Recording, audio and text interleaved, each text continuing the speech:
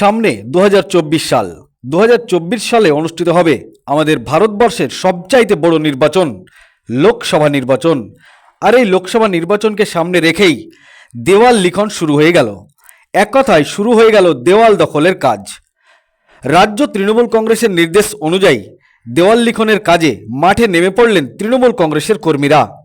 আজ মুর্শিদাবাদ জেলার ভগবানগোলা ২ নম্বর ব্লকের সরলপুর অঞ্চলের দেবাইপুর এলাকায় বিভিন্ন গ্রামে দেওয়াল দখলের কাজ চলছে।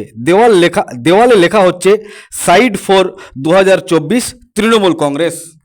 আজকের এই দেওয়াল লেখন কর্মসূচিতে উপস্থিত ছিলেন ভগবানগোলা ২ নম্বর ব্লকের সরলপুর অঞ্চলের অঞ্চল সভাপতি জনাব মোহাম্মদ মুক্তার হাসান, মুর্শিদাবাদ জেলার সাধারণ সম্পাদক মাসাদুল খান, তৃণমূল কংগ্রেস কর্মী সাহেব শেখ, বাবলু শেখ, রুবেল শেখ, অমল মণ্ডল, নিহার শেখ, সুখচাঁদ মণ্ডল, মেসবাহুল ইসলাম, এছাড়া সরলপুর অঞ্চলের তৃণমূল কংগ্রেস কর্মীরা সকলেই উপস্থিত ছিলেন। তিনারা সংবাদ মাধ্যমকে কি জানিয়েছেন শুনুন।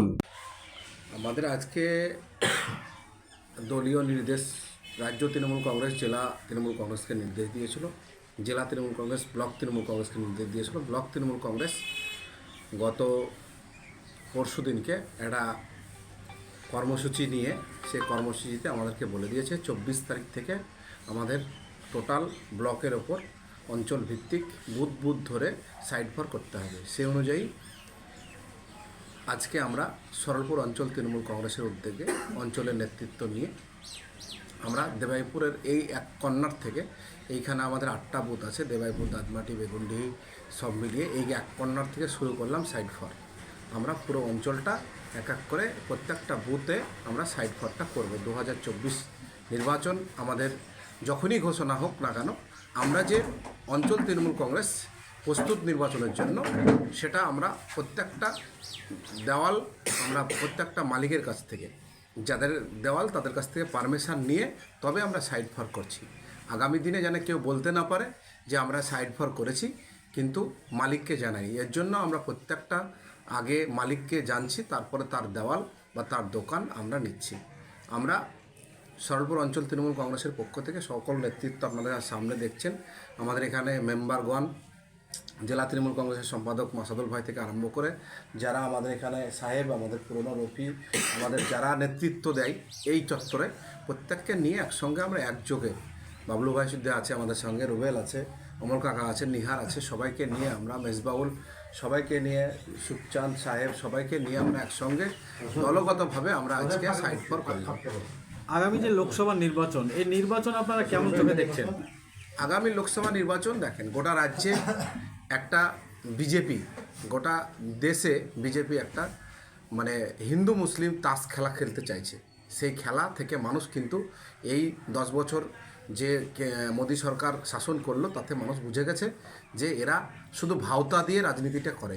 আজকে রাম মন্দির করে দেবো, আজকে অমুক করে দেবো, আজকে তমক করে দেবো, এটা হিন্দুত্ববাদ করে দেবো। আসলেও তা না। ভারতবর্ষ হচ্ছে সার্বভৌম রাষ্ট্র, এখানে সব ধর্মে মিলন উৎসব হয়।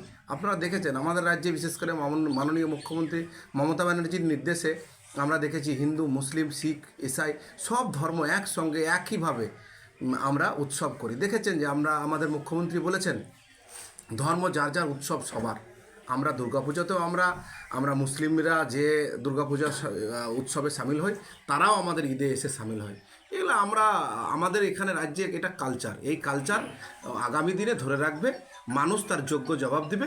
মমতা ব্যানার্জির নেতৃত্বে এই টোটাল রাজ্যে লোকসভা নির্বাচন অভাবনীয় ফলাফল হবে, এটা আমরা আশা করছি।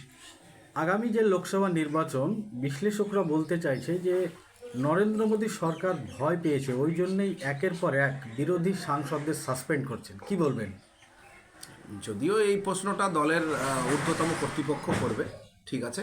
আমরা যারা সাসপেন্ড করছে তারা আজকে ইন্ডিয়া জোট, আপনারা দেখেছেন টোটাল ভারতবর্ষ মিলিয়ে একটা বিরোধীদের ঐক্য তৈরি হয়েছে, ইন্ডিয়া জোট। সেই ইন্ডিয়া জোটের চেয়ারপারসন হচ্ছে আমাদের মমতা ব্যানার্জি মুখ্যমন্ত্রী। তার নেতৃত্বে গোটা ভারতবর্ষের লড়াই চলবে। এই যে বিরোধীগুলো এক জায়গায় হয়েছে, এটা চরম আকারে মোদী সরকার ভয় পেয়েছে। তাই তার এই ভয় থেকে এক এক করে তার মানে সাসপেন্ড করার প্রক্রিয়া শুরু করেছে। এতে কিছু হবে না। আর 2-3 মাস 2 মাস বাদ দিয়ে লোকসভা নির্বাচন ঘোষণা হয়ে গেলে দেখবেন মানুষের চেহারা কী হবে। আর এই মোদী সরকারকে এইটাই 2024-এ ওদের শেষ পতন দেখতে আমরা আর কিছুদিনের অপেক্ষা আছি। পতন দেখে নতুন আমাদের ইন্ডিয়া জোটের মাধ্যমে সরকার তৈরি হবে, এটা আমরা আশাবাদী। আপনার নাম এবং পরিচয়। আমার নাম মোহাম্মদ মুক্তার হাসান, সরলপুর অঞ্চল তৃণমূল কংগ্রেসের সভাপতি।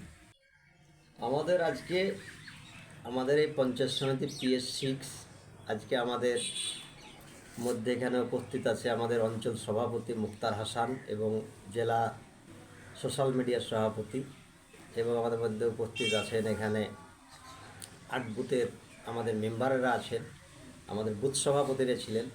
তো সকলকে নিয়ে আমরা আজকে দেওয়াল লেখন যে সামনে লোকসভা 2024-এ লোকসভা নির্বাচন, তার জন্য আজকে সাইড ফোর করলাম।